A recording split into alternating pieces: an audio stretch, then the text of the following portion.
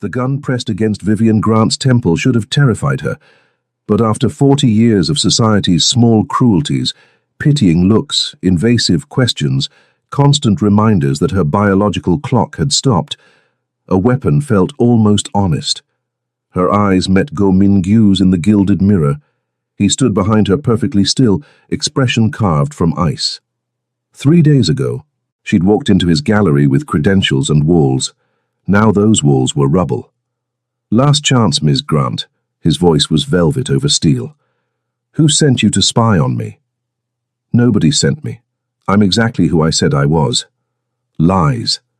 He leaned closer, heat radiating from his body. "Try again." 3 days ago, Vivian didn't know men like Go Min-gyu existed. Now her life hung in the balance, caught between truth he wouldn't believe and feelings neither anticipated. But this starts earlier.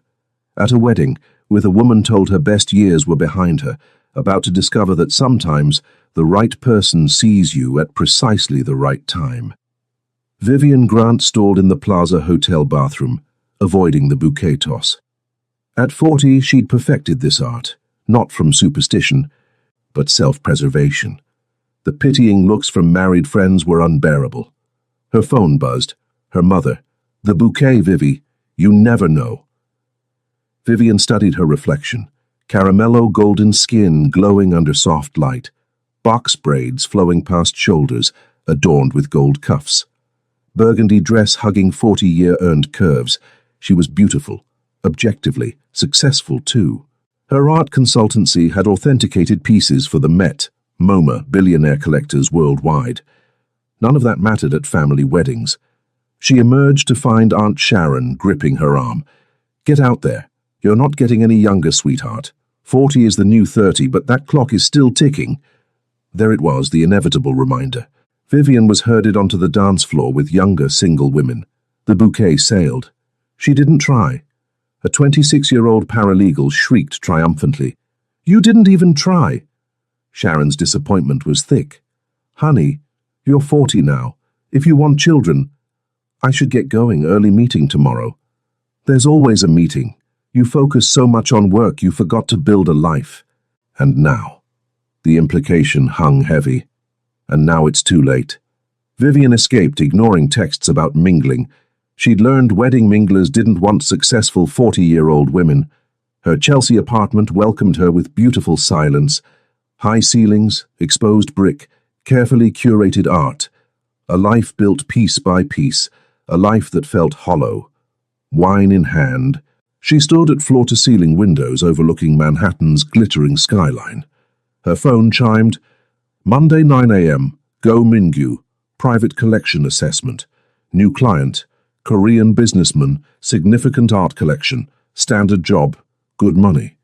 She was unaware Monday's standard job would detonate every assumption about her life being over. Across Manhattan, Go Min-gyu stood at his own window, whiskey in hand, surveying a city he controlled more than most realized. At 36, he commanded galleries, hotels, entertainment venues. On paper, reality was darker. Head of New York's most sophisticated Korean organized crime family, thrust into leadership at 28 by his father's assassination. His phone buzzed. Another woman. Always another woman. Models, actresses, heiresses. Beautiful, young, interchangeable, all wanting access to wealth, power, status, none seeing him. "Boss." Park Jin-woo entered. Art consultant confirmed. Vivian Grant. Exceptional credentials. "And?" Jin-woo showed a photo. "She's 40, never married, career-focused, highly respected." Min-gyu studied the headshot. A striking black woman with intelligent eyes and a guarded smile. Something about her intrigued him. "She's qualified? The best. Good. 9 a.m. After Jin-woo left, Min-gyu stared at the photo. Eyes that looked like they'd seen through pretty lies and chosen difficult truths. He had no idea that tomorrow, a woman society dismissed as past her prime would shatter 8 years of emotional isolation. Vivian arrived at 8:55 a.m., punctual as always. The Chelsea gallery was stunning. Glass, steel, minimalist perfection. A young Korean woman greeted her. "Ms. Grant, Mr. Go is expecting you." The gallery was extraordinary. Soaring ceilings, perfect lighting, museum-quality pieces, Kusama, Lee Bull, contemporary masters. They ascended to the third floor. The assistant knocked once. "Mr. Go, Ms. Vivian Grant." Vivian stepped inside and time hiccuped. The man rising wasn't what she'd expected.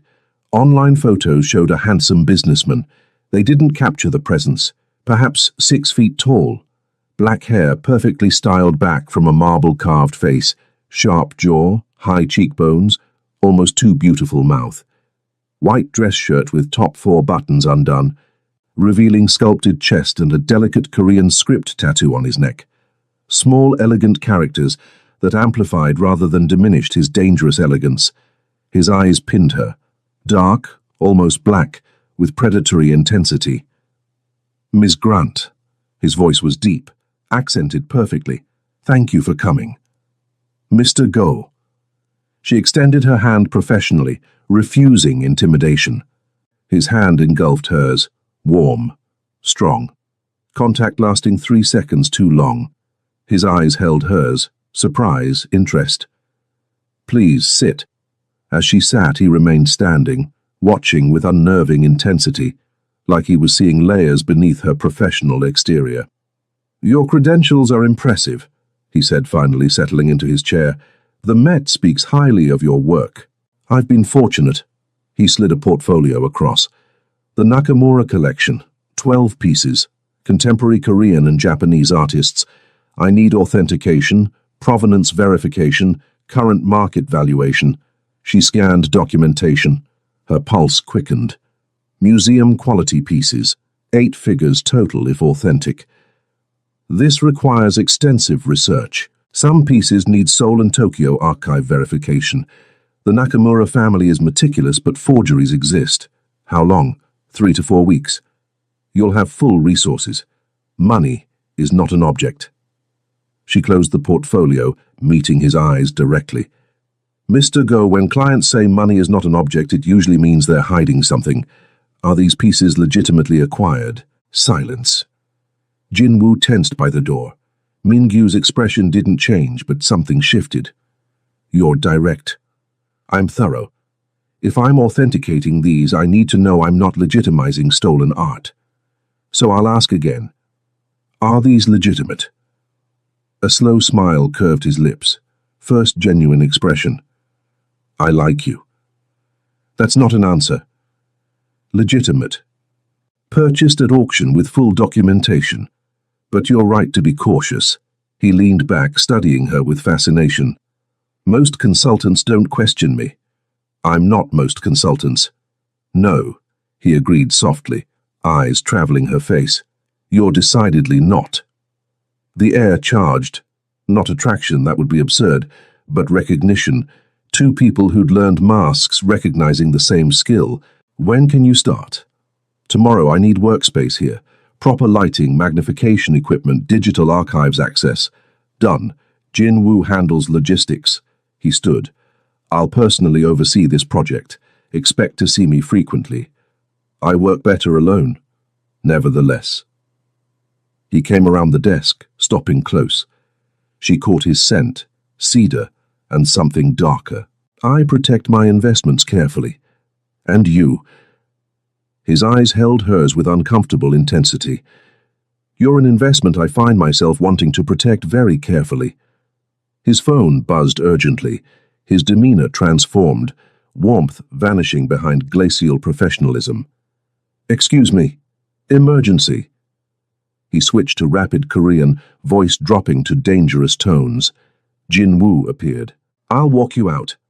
Vivian caught one last glimpse of Min-gyu in the hallway. Phone pressed to ear, every line radiating controlled fury. She shivered. Whatever Go Min-gyu was, it wasn't just art collector. And she'd just agreed to spend the next month in close proximity to him. That evening, Vivian researched deeper. Galleries, hotels, investments, all legitimate on surface. But gaps, shadows, whispers about pieces appearing and disappearing. Rumors of powerful Korean family connections. It was a job. Well-paying, with a client who made her hyper-aware of her own skin, but just a job. She didn't know that across town, Mingyu told Jinwoo. Complete background on Vivian Grant, everything. She's just the consultant. Do it. Why? Mingyu stared at the city. Because someone finally looked me in the eye without fear or greed. I need to know if that's real. Everything was about to change. Vivian arrived at 8:30 a.m. with coffee and professional armor. Jinwoo met her with a key card. Third floor, West Wing. Everything's ready. The workspace was perfect. Pristine white room, museum lighting, high-powered magnification equipment, state-of-the-art computer. The first 3 Nakamura pieces were already arranged. She lost herself in work. 2 hours deep into examining a Kusama piece, awareness prickled. She looked up. Go Mingyu stood in the doorway, silent, black cashmere turtleneck emphasizing broad shoulders and lean power, arms crossed, watching with that intensity. How long have you been standing there? 5 minutes. You were absorbed. Fascinating to watch. He moved closer, suddenly making the space feel smaller. You could have announced yourself. Then I'd have missed watching you work. The way you touch art like it's sacred. Small sounds when you discover something. That furrow between your eyebrows when concentrating. Her breath caught. He'd watched that closely. Find anything interesting? The Kusama is authentic. 2018 InfinityNet series. Documentation checks out. I don't actually care about technical analysis right now. She faced him. Then why are you here? I wanted to see you. Simple. Direct. When we're alone, use my name. Mingyu. That's not appropriate. Fuck appropriate. The curse was jarring, intimate. I'm tired of appropriate. And you don't strike me as someone who lives by other people's rules either. He wasn't wrong. I have work. Then let me help. Explain what you're seeing. Against better judgment, she pulled up images. Look at these net patterns. She indicated the screen, acutely aware of him leaning closer, shoulder brushing hers. Kusama's work has specific characteristics. The spacing, rhythm like a fingerprint. Forgers copy aesthetics but can't replicate genuine obsessive precision. Her psychological patterns are embedded in every brushstroke. You can't fake authentic obsession. You admire her. I admire anyone who transforms pain into beauty. He turned, face inches from hers. You understand pain. Not a question. Everyone does. Not everyone carries it with such grace. His hand almost touched her face before lowering. How old are you, Vivian? The question landed like a slap. I don't see the relevance. Indulge me. 40, she said flatly, waiting for the recalculation, the withdrawal. Instead, he simply nodded. And never married? Is there a point to this? Yes. He moved closer. I'm trying to understand how someone as accomplished, as intelligent, as striking as you is unattached. Maybe I choose to be. Maybe. Or maybe you've been told so many times you should be something you're not, that you stopped believing you could have what you want. How did he see that? Mr. Go, Mingyu. Mingyu, I'm your consultant. Professional engagement. Nothing more.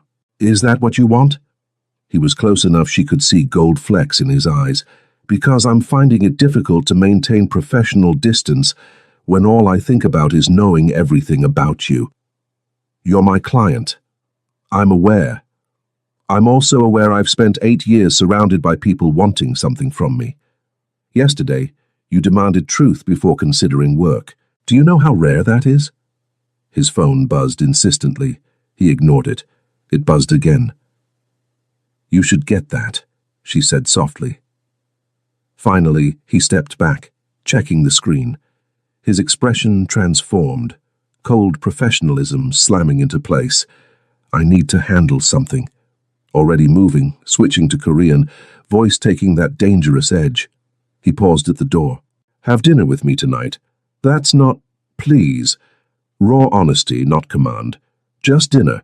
No agenda beyond wanting to know you. Before she could respond, he was gone. At 4 p.m., her phone pinged. Koji. 8 p.m. Wear something that makes you feel powerful, though I suspect you always do. MG. She should decline. Instead, I'll meet you there. Send the address. I prefer arriving on my own terms. His response was immediate. Even better. I'll be counting the minutes. At 7:30 p.m., Vivian stood before her closet, second-guessing everything. Black dress, form-fitting, elegant, sophisticated, gold jewelry, her favorite heels bringing her nearly to 6 feet. Box braids swept to one side. She looked powerful, beautiful, 40 and unashamed. Koji was exclusive Tribeca Japanese. Impossible reservations, billionaire clientele. She arrived at 8:03, fashionably late. The maitre d' greeted her by name, leading through the stunning main room to private area at back. Mingyu stood as she entered, and the impact stole her breath. All black, tailored pants, silk shirt with 3 buttons undone revealing skin and tattoo. Casual elegance worth more than most rent. Hair slightly less perfect, like fingers had run through it. His eyes traveled from her face down her body and back up, appreciation naked. You're beautiful. You said to dress powerfully. You exceeded expectations. He pulled out her chair personally. Though I suspect you exceed expectations regularly. She noticed his positioning, seeing the door, always aware of exits, threats. Quite the setup for just dinner.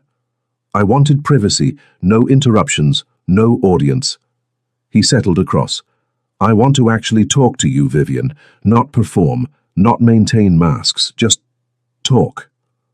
Should I be concerned, alone with a man I barely know? His expression darkened. I would never hurt you. Whatever else I might be, that's truth you can trust absolutely. And who are you, Mingyu, really? Complicated. I promise to answer. But not tonight. Tonight. I just want to know you. A server appeared silently, pouring Chateau Margaux. Over $1,000. When alone, Mingyu raised his glass. To truth, since you value it. She touched her glass to his. To truth. They talked. Really talked. About her work, her path. She shared stories rarely told. Paris at 23, disastrous relationship with a professor wanting possession, not partnership, building reputation piece by painful piece. Why never married? Direct. I don't believe in wasting time, not with you. She chose honesty. Engaged once, 28. He wanted me to give up consulting. Move to Connecticut. Be the right kind of wife. I chose myself. Good. Most think I chose wrong. Let the right one get away. Most people are idiots. His voice held conviction. You built something remarkable. That takes sacrifice, courage, and loneliness. Yes, he agreed softly. They sat in shared understanding. 2 people who'd chosen power over partnership. What about you? 36, running an empire, no wedding ring. My mother had endless suitable women, Korean families with proper pedigree, women understanding expectations, traditions. He leaned forward. None wanted me. They wanted the position. His hand reached across, fingers brushing hers. You're not afraid. Should I be? Probably. My life is complicated, dangerous, but I'm selfish enough to want you anyway. Mingyu, I know all the reasons this is bad. You're my consultant, I'm younger. 4 years isn't exactly nothing. But I've seen you flinch mentioning your age, expecting judgment, like you've internalized stupid societal messages about women and expiration dates. His fingers laced through hers. Your age isn't a flaw, it's why you're extraordinary. Those 40 years built who you are, intelligence, confidence, refusal to accept bullshit. Why would I want someone less? Her throat tightened. When had someone valued her age rather than seeing it as liability? This is complicated. Yes. You're clearly involved in something beyond galleries. Yes. I should walk away. You should, he agreed, eyes never leaving hers. Will you? She looked at him, beautiful, dangerous, surprisingly tender. Who saw her? Really saw her? No. His smile transformed his face. Thank God. They talked for hours. About art, philosophy, loneliness, expectations. Mingyu was brilliant. Educated Seoul and London, fluent in 5 languages, but damaged. She saw it when he touched his tattoo, speaking about his father. At midnight, he didn't try to kiss her. Instead, he lifted her hand, pressing lips to her knuckles. Tomorrow? I have work. I know. But dinner again? I promise I'll let you work if you have dinner with me. She should say no. Okay. His smile was devastating. I'll cook. My place. You cook? I'm full of surprises. As her cab pulled away, she looked back. He stood on the sidewalk, hands in pockets, watching her go. Something fundamental had shifted. What she didn't see was the woman across the street, photographing everything. Lee Soo-jin lowered her camera, jaw tight. She'd been promised to Go Min-gyu since childhood, and she wasn't losing him to some middle-aged American woman. Over 2 weeks, patterns emerged. Vivian worked days.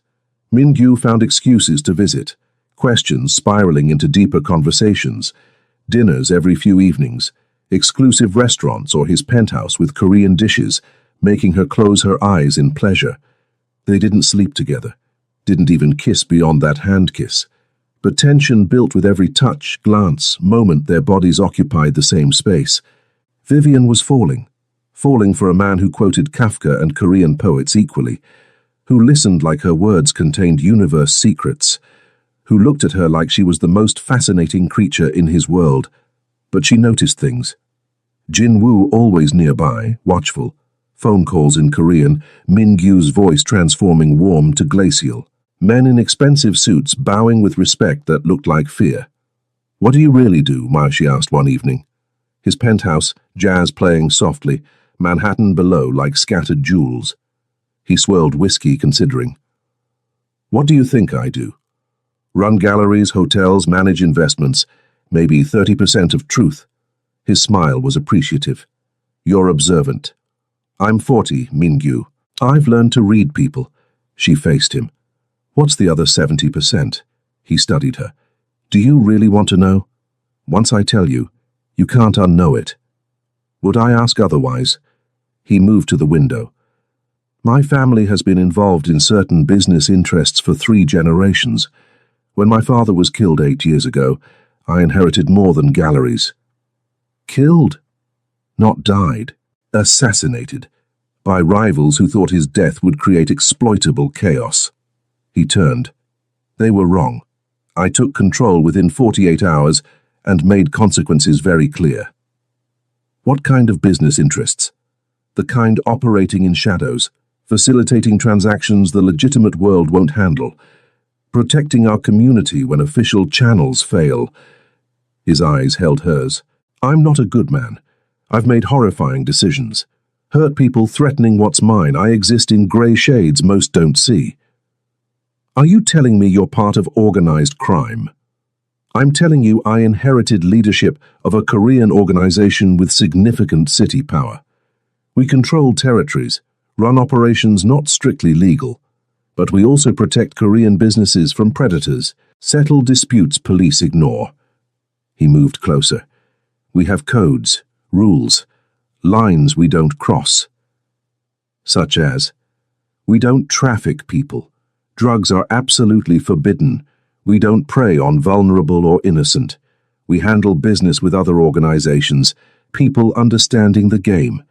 Voice firm, certain. I'm not asking approval, just understanding. She should be terrified.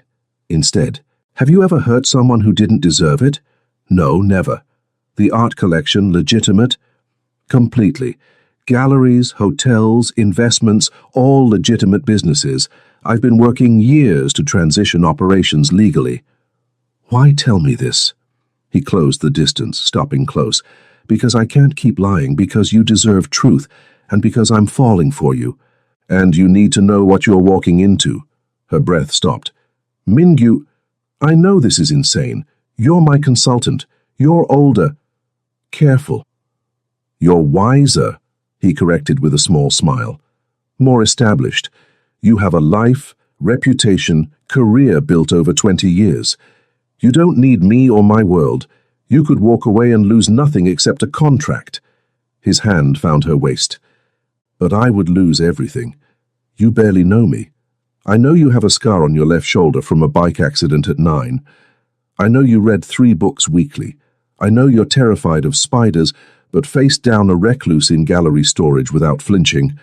I know your mother calls you Vivi, and it makes you feel loved and suffocated. His thumb traced her lip. I know you've been told you're too old, too focused, that you missed your chance, and I know that's bullshit. You're not too late. You're not past your prime. You're exactly perfect. I'm 40, she whispered. In a few years, 45, 50, you'll wake up and realize you could have had someone younger, someone who can give you children. Stop.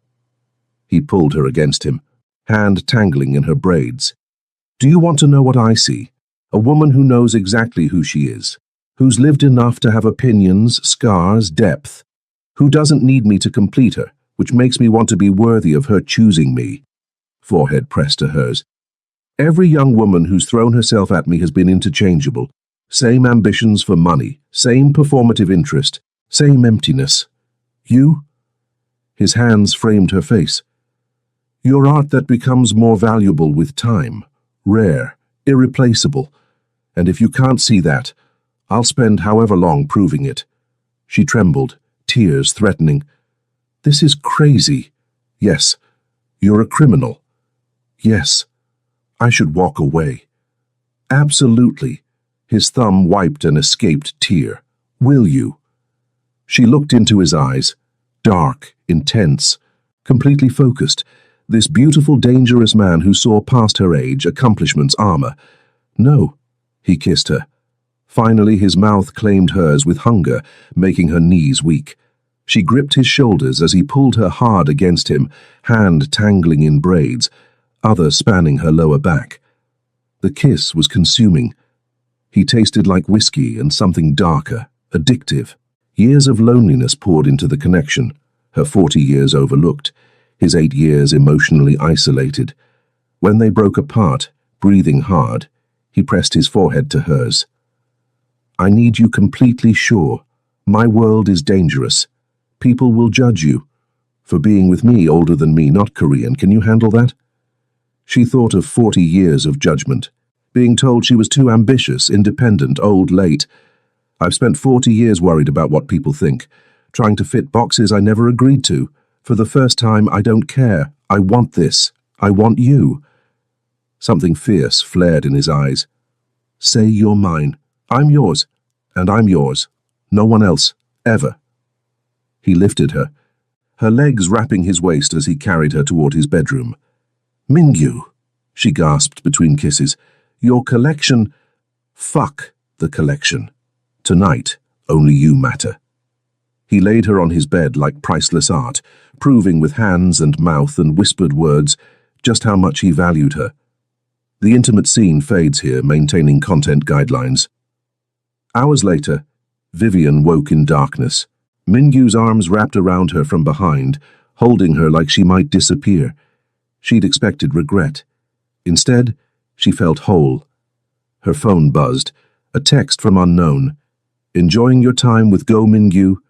Shame when fantasies meet reality. Check your email. A friend dread coiled. She opened email. Photos made her blood cold. Mingyu in a warehouse, standing over a man on his knees. Blood on concrete. Mingyu's face emotionless as he held a gun to the man's head. Another. Bodies loaded into a van. Another. Mingyu with men from FBI most wanted lists. Final photo. Beautiful young Korean woman in hanbok. Caption, Lee Soo-jin. Promised to Go Mingyu since childhood. His future. Vivian's hands shook. She looked at the man sleeping beside her, tender lover who'd worshipped her, or cold-eyed man in photos capable of violence. And who was Lee Soo-jin? Mingyu's arms tightened reflexively, pulling her closer even in sleep. She had a choice. Walk away from the first real connection in years, or dive deeper into a world that might destroy her. But lying in his arms, feeling his heartbeat against her back, Vivian realized with terrifying clarity it was already too late. She was in love with Go Mingyu, and tomorrow everything would change. Vivian didn't sleep. Dawn broke, painting the bedroom gold. Mingyu stirred, eyes opening. When he saw she was awake, he smiled tenderly. "Good morning. You're still here. I half feared I'd dreamed last night. Mingyu, we need to talk." The warmth dimmed. He sat up, alert. "What happened?" She handed him her phone. She watched his face as he scrolled. No shock, denial, or anger, just weary resignation. "When did you receive this?" 3 a.m. "And you stayed?" "I wanted answers first." He stood, pulled on pants, poured water. When he turned back, his face was unreadable. "What do you want to know?" "The photos real?" "Yes." "No hedging, brutal honesty." "The warehouse. That man kidnapped and assaulted a 14-year-old daughter of one of our business owners. Police weren't investigating. Wrong neighborhood, wrong victim. I found him, delivered justice, made him confess, recorded it, turned it over to the father. What happened after?" He shrugged. "The father handled it." She processed this. "The other photos. Business associates from other organizations. Territory control requires coordination, negotiation, sometimes power displays." "And Lee Soo-jin?" His jaw tightened. First genuine reaction. "What about her? The email says she's promised to you, your future wife." "That's a lie." "Which part?" "All of it." He sat on the bed edge, close but not touching. Soo-jin is the daughter of Lee Dae-jung, who runs a powerful Korean family in LA. When I was 16 and she was 12, our fathers discussed a potential alliance marriage. I never agreed. Neither did she, as far as I know. But her father expects it. Her father expects many things he won't get. I've made it clear for years I won't marry for alliance. His eyes found hers. "Especially not now, not when I've found you." "How do I know you're telling the truth?" "You don't. You choose whether to trust me." He reached for her hand. "I can show documentation there's no engagement. But ultimately, this comes down to whether you believe me when I say you're the only woman I want. Someone sent these deliberately, to scare me off." "Soo-jin," he said with certainty. "She's been persistent despite rejections. Seeing me with you triggered this." "I'm not competition for a 26-year-old Korean heiress," Vivian said bitterly. "I'm 40, American, black, with a career and opinions." "Exactly." He cupped her face. "You're everything she's not. Real, accomplished, independent. You don't need me, which makes me need you more. Soo-jin wants position, status, security. You challenge me, see me, want me as a man, not a title. Those photos, Mingyu, that violence, is part of who I am. I won't lie or hide it. Yes, I am capable of violence when necessary. Yes, I've made horrifying decisions. Yes, my world is dangerous, but I would never harm you. You're the line I won't cross, the thing I protect above all else." She wanted to believe him. "I need time, this is a lot." Pain flashed across his face, quickly masked. "Of course, take whatever time you need." He stood, creating distance. "I'll have Jin-woo drive you home. I'll finish the authentication, professionally, but the personal stuff, I need space." "I understand." He was retreating behind that mask, rebuilding walls she'd barely penetrated. "Mingyu?" "It's fine. I knew this was a risk. I'll respect your need for space." 20 minutes later, Vivian was in his car, being driven home by silent Jin-woo. She looked back once to see Mingyu at his window, watching her leave. Her heart screamed to go back. Her head insisted she was making the right choice. 3 days. Vivian threw herself into work, avoiding the gallery, communicating via email. Mingyu didn't contact her. He was respecting her request. She hated it. Her mother called. "Vivi, I saw an article about eligible bachelors. Mom, I'm seeing someone." Silence. "You are? Who?" "It's complicated. Is he younger?" Her mother's voice sharpened. Vivi, be realistic. Men want families. He doesn't care about my age. He thinks I'm perfect exactly as I am. He values my experience, independence, career. He makes me feel seen for the first time in years. But his life is complicated, and I'm scared. Of course you're scared. Real love is terrifying. Vulnerability, risk, being hurt. But hiding from it because you're scared?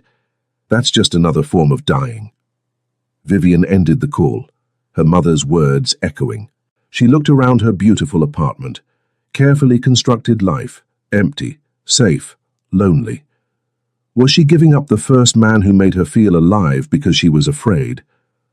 Her phone buzzed. Unknown number. Still think he wants you. He's at Koji right now with Lee Soo-jin. Guess you were just a midlife crisis after all. Attached photo, Min-gyu and Soo-jin at a table, her hand on his arm. Vivian's heart shattered. She grabbed her coat and headed out.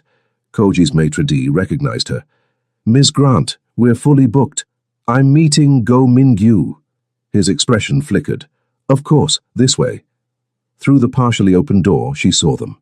Min-gyu sat rigid, expression cold. Soo-jin spoke rapidly in Korean, hand on his arm, but Min-gyu deliberately removed her hand, movements sharp with rejection. Told you no repeatedly. His voice carried in English now. I'm not interested. I will never be interested, and your pathetic attempts to sabotage my relationship. Relationship? Soo-jin laughed bitterly. With that woman, she's 40, Min-gyu, American. No understanding of our culture. You need someone appropriate. Young enough for heirs. Someone who understands. You understand nothing. Min-gyu's voice dropped dangerously. Vivian Grant is more woman than you'll ever be. Accomplished, intelligent, independent. She doesn't need me, which makes her choosing me mean something. Unlike you, who wants nothing but my name's status. I was promised by my father, who's dead. I made no promises. Stay away from Vivian. Stop the photos, texts, manipulations. If you contact her again, I will make you regret it. You'd threaten me. For some middle-aged... Min-gyu stood abruptly. I love her. I'm in love with Vivian Grant, and I don't give a fuck if she's 40 or 50 or 60. She's exactly who I need, and you? You're nothing to me. Get out of my restaurant, out of my city, or I'll make sure your father understands consequences. Soo-jin stood, composure cracking. You'll regret this. The only thing I regret is wasting 15 minutes. I could have spent convincing Vivian I'm worth the risk. He gestured. Leave. Soo-jin turned and froze, seeing Vivian in the doorway. Min-gyu's eyes met Vivian's. Love, longing, fear he'd lost her. Vivian. You've been here the whole time, Soo-jin realized. Long enough. Vivian stepped in, looking at Soo-jin directly. You're right about one thing. I'm 40, American. I don't understand Korean mob politics, but I understand one thing. I'm done letting fear make my decisions. She moved past Soo-jin to Min-gyu. I love you too, and I'm sorry I let fear make me run. Min-gyu's face transformed. Relief, joy, love so intense it stole her breath. He cupped her face, thumbs brushing away tears she hadn't realized were falling. You came back. I was an idiot for leaving. No, you were protecting yourself. You had every reason to doubt, but you're not second choice or midlife crisis or convenient. You're everything, Vivian. Everything. Even though I'm 40. Especially because you're 40. Those years made you who you are. And who you are is exactly who I need. He kissed her, in front of Soo-jin, in front of staff, public, and claiming and certain. When they broke apart, Soo-jin was gone. She'll cause problems, Vivian said quietly. Let her try. I'll handle it. His arms tightened. I'll handle anything as long as you stay. I'm staying, no more running. Promise? Promise. The next weeks were navigating two worlds colliding. Min-gyu protected Vivian. When Lee De-jong called complaining about his daughter's humiliation, Min-gyu made clear Soo-jin's behavior was unacceptable, and further harassment would be considered aggression. When photos appeared in Korean newspapers, with speculative commentary about age difference and cultural inappropriateness, Mingyu's statement was elegant. Fuck your opinions. Vivian finished the Nakamura authentication. All 12 pieces verified. Total valuation $47 million. When she delivered the report, Mingyu barely looked. I knew they were authentic. I wanted you here. You paid me $200,000 to keep me close. Best money I ever spent. He pulled her into his arms. But challenges existed. Mingyu's organization required attention. Late calls, emergency meetings, days he came home with shadows no holding could dispel. And Vivian's family was complicated. You're dating a gangster, her mother hissed. Have you lost your mind? He's a businessman. Don't insult my intelligence, and he's younger. What happens when he wants children and you can't? He doesn't want children. We've discussed it. He wants me. For now. But men change. Mum, I've spent 40 years meeting everyone else's expectations. Yours, society's, every man who wanted me smaller or quieter or more convenient. For the first time, I'm choosing what I want, and I want him. Silence. Does he make you happy? Deliriously. Does he treat you well? Like I'm priceless? Then, I suppose that's what matters. But Vivi, be careful. Men like that, their worlds are dangerous. I know, Mom, but I'd rather have danger with him than safety without him. The real test came 6 weeks in. Vivian was working late when Jin Woo burst in, face tight with urgency. Miss Grant, you need to come now. What happened? Mingyu, there was an incident. He's been shot. Vivian's world tilted. What? Where? I'm taking you to him.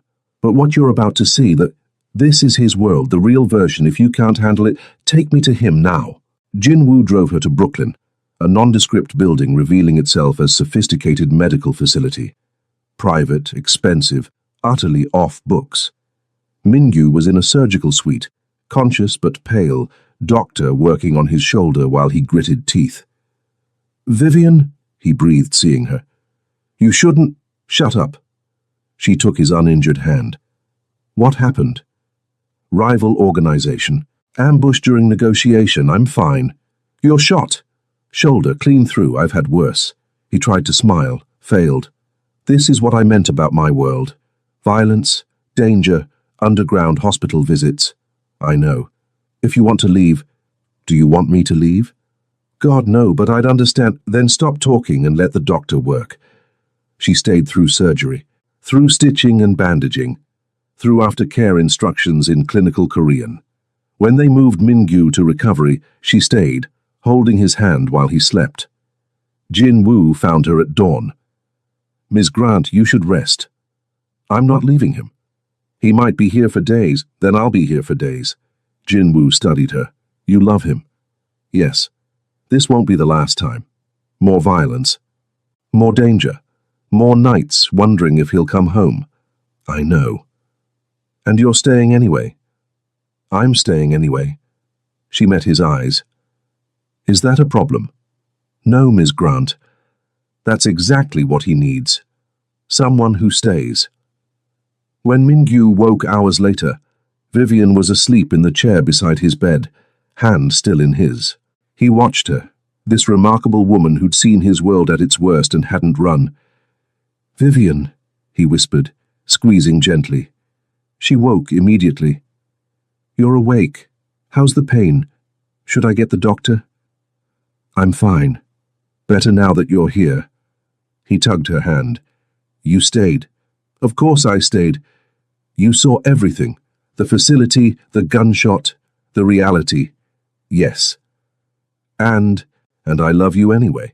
Actually, I love you more because now I understand the full cost of who you are, and I choose you anyway. Mingyu's eyes filled. I don't deserve you. Probably not. She smiled, brushing hair from his forehead. But you're stuck with me. Vivian Grant, will you? He stopped. I was going to ask you to move in, but that's not enough. I want forever. I want you to marry me. You're delirious from painkillers. I'm completely lucid. I've known for weeks. Was waiting for the right moment. He laughed weakly. This isn't it. But I can't wait. You're what I need.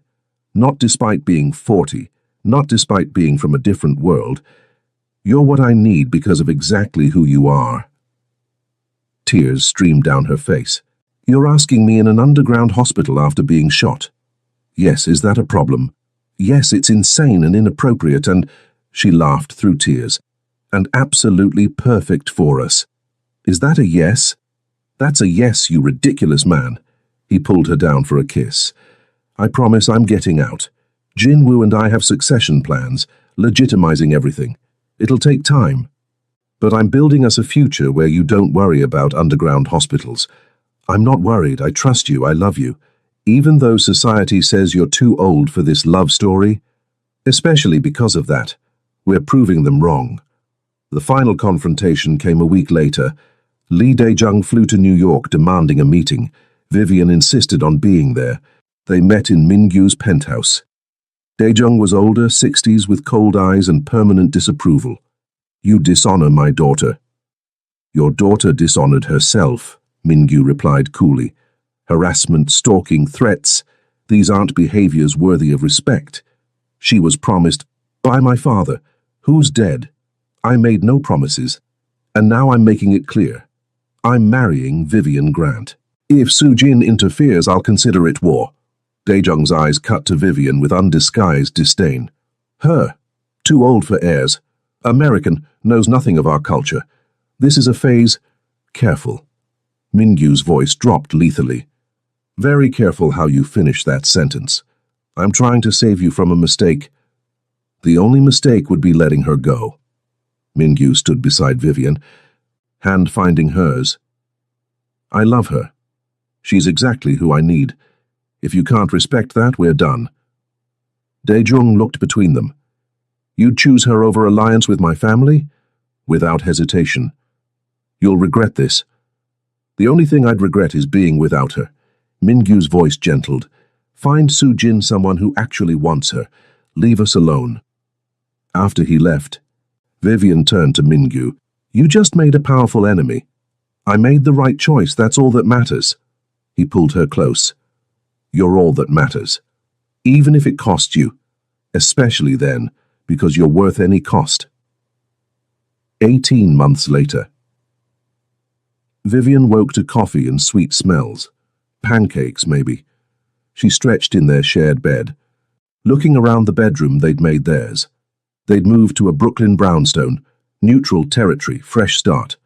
Walls held both their art collections, curated pieces telling their story. She found Mingyu in the kitchen, dressed in linen pants and nothing else, cooking with focus. Morning light caught the scar on his shoulder, healed but visible. Morning, husband, she said, arms around his waist. He turned, that smile of complete happiness crossing his face. Good morning, wife. Still said it like magic after 6 months of marriage. They'd married small, immediate family, closest friends. Her mother had cried, walked Vivian down the aisle, welcomed Mingyu with surprising warmth. What's the occasion? Do I need one to spoil my wife? You spoil me every day, as you deserve. He kissed her thoroughly. But today is special. The gallery opening is tonight. Your first solo exhibition. Vivian's stomach fluttered. After years authenticating others' art, she'd started creating her own, mixed media, exploring identity, age, beauty, cultural intersections. Mingyu had insisted on giving her a show. What if nobody comes? Everyone will come. Jinwoo had to turn people away. We're at capacity. He cupped her face. You're brilliant. The world is about to see what I've known all along. After breakfast, preparing for the day, Vivian caught their reflection. Mingyu behind her, arms around her waist, both smiling. She looked 42 now, tiny lines around eyes deepening when she smiled, a few silver strands in braids she'd stopped dyeing because Mingyu loved them, a body showing years and miles, and she'd never felt more beautiful. What are you thinking? He asked. That everyone was wrong, about me being past my prime, about it being too late. She turned in his arms. I'm just getting started. You've always been starting. The world was just too blind to see. He kissed her forehead. But I see you. I know that's why I love you. That evening the gallery was packed. Critics, collectors, friends, family. Her mother approached, dabbing eyes. Vivi, it's beautiful. Thanks, Mum. I'm sorry. For all those years of pressure, making you feel like career success meant personal failure. You were right to choose yourself. To wait for the right person. It's okay, Mom. No, it's not, but I'm learning. Your Mingyu loves you exactly right, the way you deserved all along. Later, when the crowd thinned, Mingyu found her by her largest piece, a self-portrait titled 40 Perfect. Ready to go home? Almost. I want to stay in this moment a little longer. He stood behind her, arms around her waist, both reflected in the glossy surface. Do you remember what you told me that first night? You said I was art that becomes more valuable with time. I meant every word. You were right. I am more valuable now, more sure, more myself. She turned. Everyone said I'd passed my prime, that my best years were behind me. They were idiots. They were wrong. This, right now, this is my prime. Exactly where I'm supposed to be. Mingyu's eyes shone. You know what I love most? When we met, you believed them. Believed you were too old, too late. And now you know the truth. Which is? That you're not past your prime. You're exactly who I need. You always were. Vivian kissed him in the middle of her gallery, surrounded by art celebrating everything she was, 42. Accomplished. Independent, black, American, unconventional, perfectly imperfect. And loved. Absolutely, completely loved. Thank you. For what? For seeing me when everyone looked past me. For choosing me when society said you shouldn't. For proving it's never too late when it's the right person. Vivian, he said softly, wiping tears, you saved me just as much. We found each other exactly when we needed to. They left hand in hand walking into their future. Unconventional, complicated, absolutely perfect. And if anyone still whispered she was too old, well, Vivian Grant didn't give a damn anymore. She'd found her prime, and it was just beginning.